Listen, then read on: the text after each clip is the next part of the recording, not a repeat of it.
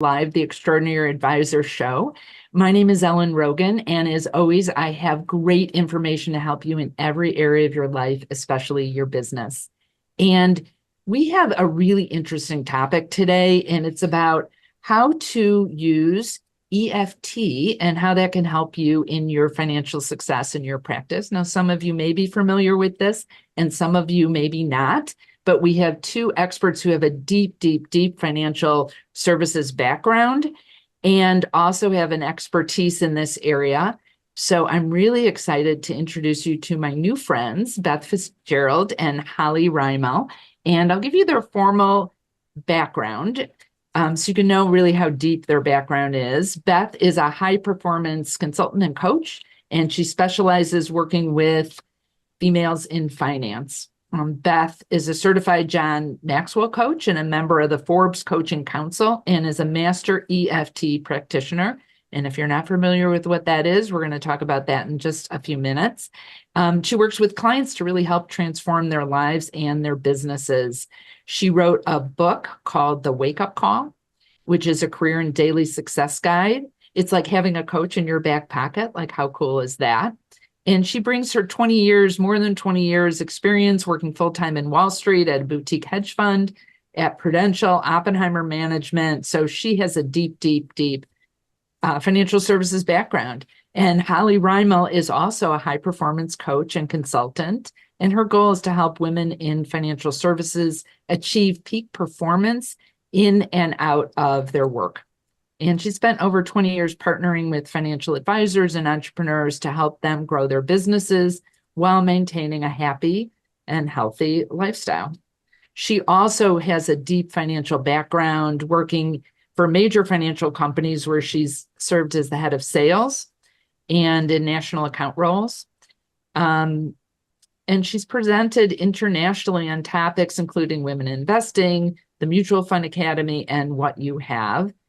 So, ladies, I'm so excited to have you here, and I'm just really interested and excited to talk about this topic. Welcome. Thank you. Excited to be here. Thanks for the great introduction. Yeah, so you guys have both come out of kind of corporate financial services backgrounds. What was the impetus for you to really start this business and working together? Great question. We both worked at Oppenheimer together. And when we were there, we both traveled the country doing women in investing programs. And at that time, which was over 20 years ago, 18% of financial advisors were females. So flash forward to today, Beth and I reconnected a couple of years ago, and both were coaching and consulting and working, in different areas. And we looked at the numbers and we said, oh my gosh, it's still only 18% of financial advisors are females. Like, what can we do to move the needle? And so we started AdviseHER Consulting. And the core of the program is what you mentioned, Ellen, is the EFT. And it's woven throughout the whole program. But the program's goals is to get financial advisors, particularly females, to live their best lives and have the most success that they can possibly have. And so we're working with females, working with corporations, but really the cornerstone is the EFT. Cool. So what is EFT and how is it important for advisors, and how do you work with it in the work that you're doing with advisors? Yeah, I'll take that one. So EFT, the acronym stands for Emotional Freedom Technique. And if I was going to equate it to anything, I would say it's most like acupuncture. So what acupuncture is, I'm sure your listeners are aware, is the practitioner would put needles on the body to follow the lines of the meridians, right? So that's the vital energy force. They would call it energy. They would call it chi, actually. And so the same thing is true with energy work. So what we do is we tap, we don't use needles, thank goodness. We tap on the ends of meridians. So the same energetic structure that an acupuncturist would use, and both would use it to release energy. So energy does one of two things. It either flows or it is stuck. You want it to flow because that's when you're doing, that's your best self. But when it is stuck, which happens, more often than we'd like to think, with the EFT, we can tap on that and we can release that energy. And so energy isn't good or bad. It's just flowing or stuck. And then what your listeners might be questioning is, how would it get stuck? And the reason that energy gets stuck is because we have a negative emotion, and that will cause it to get stuck. And I'm gonna say one more thing, and then I'll stop before I tell you how it applies to advisors.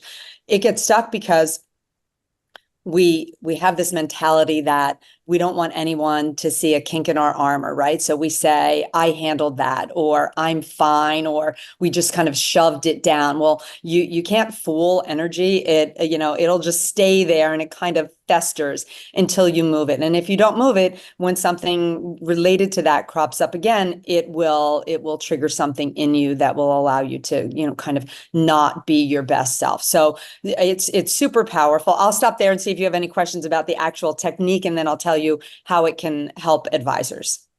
No, I'd love to hear, because I'm picturing, well, I've actually done the EFT technique before, called a tapping.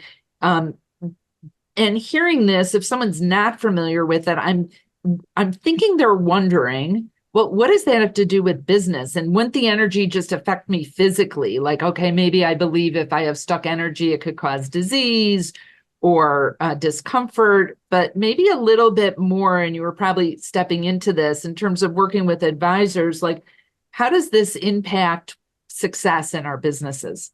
Yeah, perfect question. So energy doesn't lie. And so I guess the thing that I will say first is that energy is a truth teller. And so you can put on your best suit, you can put on your bravest and most confident face and go into a client meeting. But if the underlying emotion that you're feeling is inferior or fear or, some scarcity mindset, all of that will be the truth that is shared with your client. So what I mean by that is, you don't vibrate at what you want to be, you vibrate at what you are. And so when you get in front of a client, you want to vibrate as what you are, and you want that to be a true, authentic, confident self. And so back to, being a financial advisor, we aren't truth tellers, right? And it doesn't matter if you're an advisor or really anybody. We hide the truth. So we don't want anyone to know that we're afraid, or that, we have some, inferior thought, or whatever our negative emotion is. And so when you clear it, when you can actually clear it, and you can be the true version of yourself, that authentic person shows up, that's how you'll vibrate in front of your client, and they will get that sense of true confidence. They'll feel that. In the previous example where I said maybe you're feeling whatever it is, say it's fear. Even if you show up, as I said, in your best suit and your most confident face, that vibration will be shared with your client, and they might not be able to put their finger on why they don't want to work with you, or why they don't want to add money to whatever. But they'll sense the vibration. And this is a game changer. This gets to the root of what's causing you not to get to the next level. Do you want me to pop in here and kind of Sure. give you a real life example that might help? Sure, that'd be great, Helen. So as you're talking about them, thinking of a couple of clients that we've worked with. Two quick things. One real short one. I think the biggest thing is the fear of public speaking. So many of our clients have built their practices via, having seminars or cold calling or what have you. And we have created a course to help you fearlessly public speak, because so many of our clients say, oh, when I have to stand up and talk or introduce someone, I'm absolutely terrified. Like, why the heck am I so terrified? And we'll work with them, and we'll go back and, really talk about even back in their childhood. And, it might be, hey, I wasn't picked at kickball, or, I didn't have the greatest clothes, or what have you. And when you get back there and you tap on that and you help them release that energy of, I was terrified when I had to speak in the third grade spelling bee, and I haven't wanted to be in front of people ever since. You release that energy, and they walk away feeling lighter and saying, that was the kid back in third grade. I'm an accomplished businesswoman today, and I can stand up in front of 100 people and speak effectively. And you'd be surprised just by clearing that energy, how many people have come back to us and said, oh my gosh, I did the seminar and I kicked butt. So that's just a little example. I don't know if that was helpful, Ellen, and really bringing it up. Super helpful. And what I'm loving about this conversation is often advisors who are growth oriented would be like, okay, I need to get through this public speaking thing. I'm going to take a public speaking course, know how to create my talk. I'm going to practice and practice. I'll have the right color suit on or whatever. But what I'm hearing you say is, okay, that's all great. Like you want to be good up on stage. And if you don't handle this other stuff, you're not going to come across as confident and whatever you want to come across as you would without dealing with to me, it's like the foundation so that you can have the presence that you most want to present. Am I getting that right? Absolutely. And also the truth is that when you resolve whatever that other issue is, and it goes back to what I said before, then you can really be the authentic speaker that you want to be. It's true from soup to nuts. It's true from head to toe, because you said, I have no fear now. I know what it was. I did the learning process, but I also eliminated whatever that deep-seated, rooted fear was. And the beautiful part of EFT and any form of energy work is once you release it, essentially is gone forever. That's not always the case if you are in something that's continuing to happen, right? But if something happened in the third grade spelling bee, once we release it, it's gone. And then you're free to go. That won't be anything that holds you back. I can't say that you won't have other energy things that you want to release, but that particular thing is gone forever. Yeah. So if someone's not clear what it is, they just know they get so nervous speaking.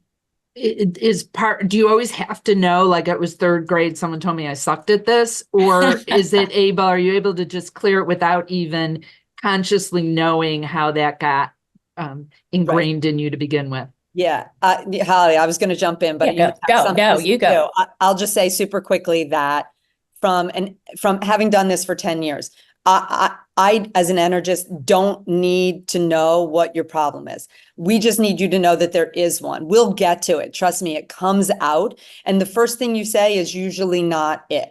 Right. So maybe we're tapping on, I messed up in the spelling bee. And so we start on the spelling bee, and, after round one, they'll be like, okay, it just doesn't seem like it. And I go, okay, well, tell me the story again. Why are you afraid? And then they're like, oh, right. My mom did blah, blah, blah. And I'm like, okay, now now we have the real thing. What happened was that your mom did such and such, throughout your life. And that's really why you are afraid to get up and be public speaking. Yes, it did happen in third grade. You had the spelling bee issue, but there was something else. And once again, we don't need to know. You just need to know you're not good at public speaking, or you have a fear. And then we'll dive into the fear. And I don't, Holly and I don't know it either, but it comes out in the session. It just never doesn't, if you can use a double negative there. It always comes out. So give me some other examples of ways that you've worked with advisors to other issues that maybe were super helpful for them to clear. Yeah, I could give a real recent one because it's interesting, and it's come up, and Beth has had clients with the same exact issue. So I think it's a common financial advisor practice. So we've had a couple of advisors who say, I want to get to the next level, and can you help me? And so we start kind of looking at their book of business and, talking about what that looks like and how they can get to that next level. And what we uncover is that most of their clients are in that, $500,000 to $1 million range, and they don't want to reach out to really wealthy clients.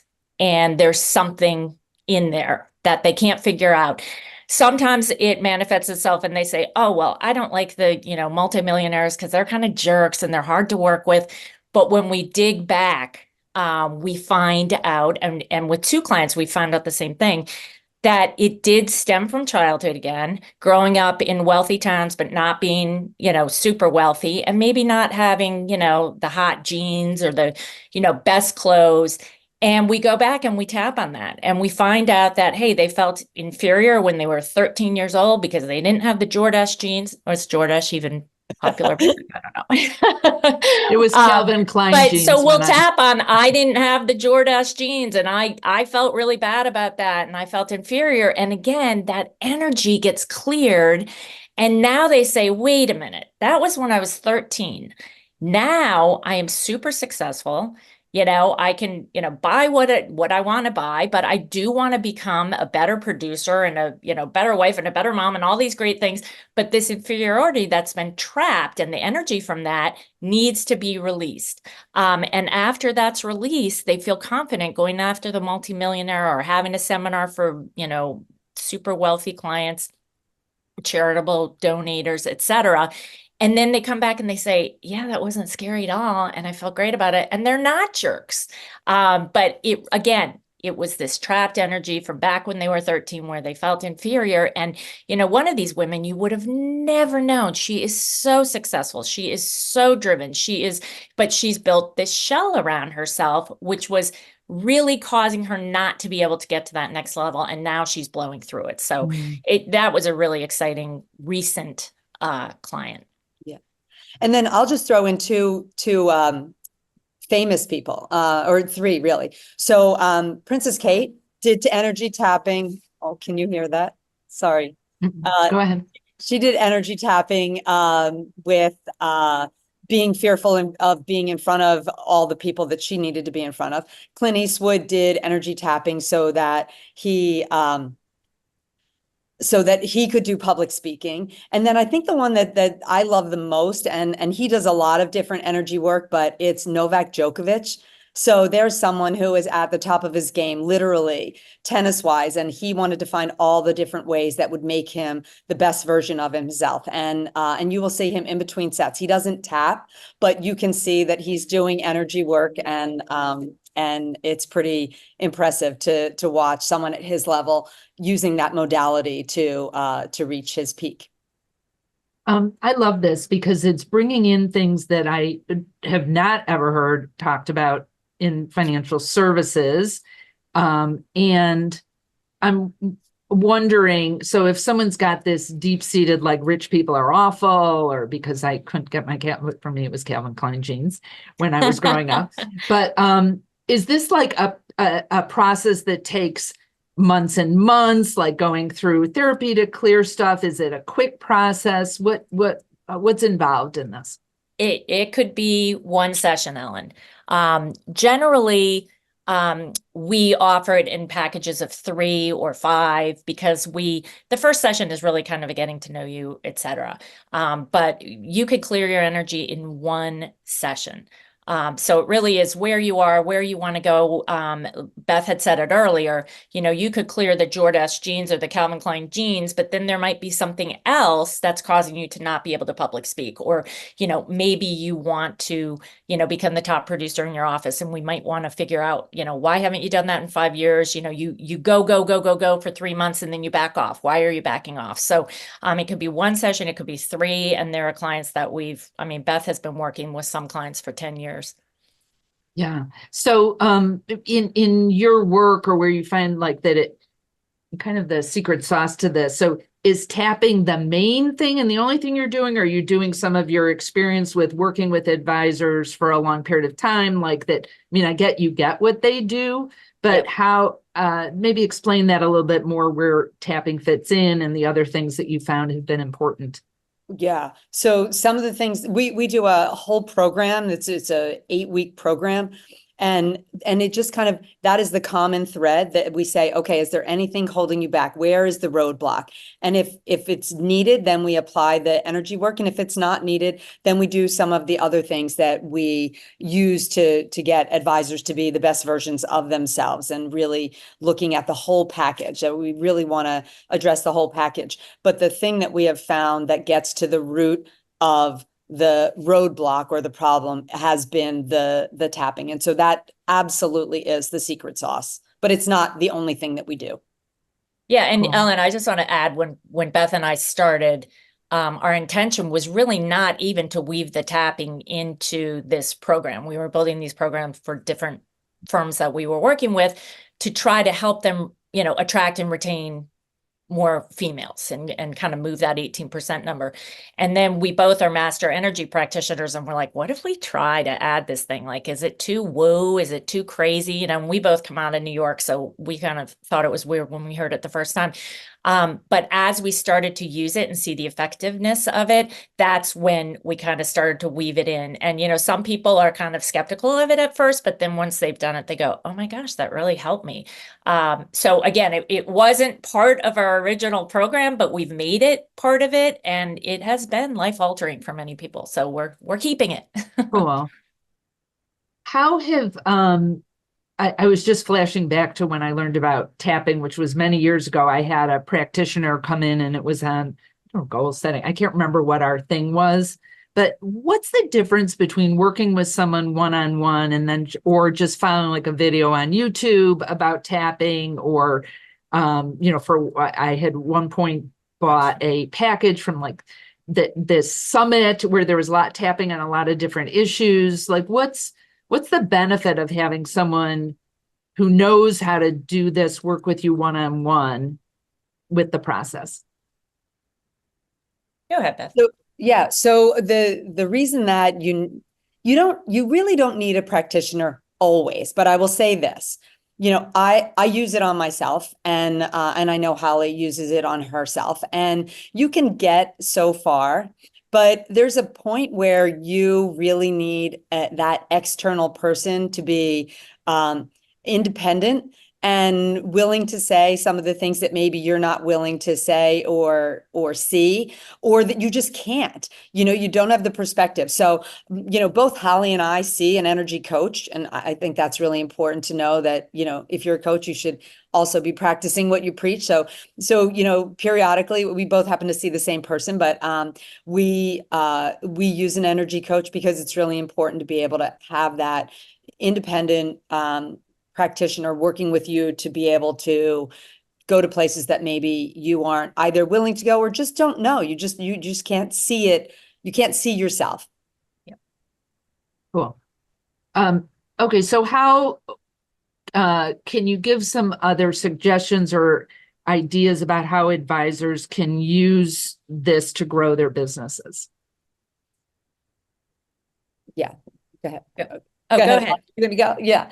I think that the best way to share it with your advisors is just to say, I would say this, ask yourself 3 questions. And the first one is, where are you? Like, where are you right now? And then the second question is, where do you want to be? And then the third question is, which is really the, kind of the game changer, is why haven't I gotten there? And if you are saying, why haven't I gotten there? Then kind of take a beat, right? And take a moment and say, what is the reason, or do I know the reason of why I haven't gotten to where I want to be? And then that goes back to, considering the energy work. And as a woman, I know you have more listeners than just women, but so it's women and men, but we're trying to be all things to all people. It's just the nature of the beast, right? And so I would say, if you haven't gotten there, then say, what is the roadblock? What is stopping me? And very often we find this. I mean, I'm sure, Ellen, you've seen it, is that it's us. We're the thing that's getting in our own way. And if you are the thing that is possibly getting in your own way, is it possible that EFT is something that you could use to maybe lift one of those roadblocks? It's a technique that's absolutely going to get to the root cause of something. It can't hurt you to do it. That's what I always say to people. If you do it and you're like, all right, you know what, that was good. It can't hurt you if it doesn't work, although I've never seen it not work. So I always throw that kind of, caveat there. If it doesn't work, but I've never seen it not work, then you can work on that roadblock, and then the sky's the limit. Then once you remove that roadblock, now you say, okay, now wherever I want to go to, wherever that next level is, it's now available to me because I'm not getting in my own way. Cool. Cool. Good. I was hanging on every word. I had a question I was going to ask, and then it just left me. It will come back. Cool. So what, is there a nugget of advice or something thing that you want to make sure that advisors hear or know? Yeah, I think it goes back to what Beth says, be open to the possibility. I think, new year, new us, everybody's buying all the books and losing weight and doing all the things. And it's funny because by the end of the month, people kind of throw in the towel and say, I look okay, or, my business is pretty good and, I'm going to keep riding this wave and I'm happy and, things are going well. But be open to the possibility that something different could change your direction, change your alignment, change the way you're thinking about yourself. And I think that's hard for us, especially as women, as Beth said. And we have the books, we have the magazines, but try something different. We read the books and the magazines every year. We go on the diet every year. Like there's something that's not working. So be open to trying something new. And this is certainly, new and different to most people. So I would just say, be open. Yeah, cool. Yeah. The thing that I was thinking about is what I hear over and over, and this seems like a perfect way to start to dig into that is this, I feel like I should be doing better.